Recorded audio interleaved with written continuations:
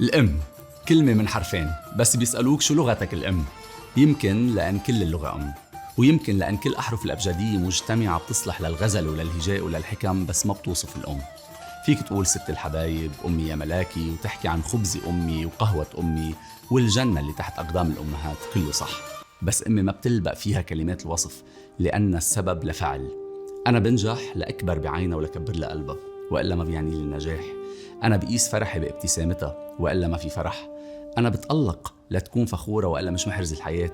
أنا بنطر نهار ليطلع لأشرب القهوة معها، لأني بقيس عمري بعدد الفناجين اللي بشربها معها.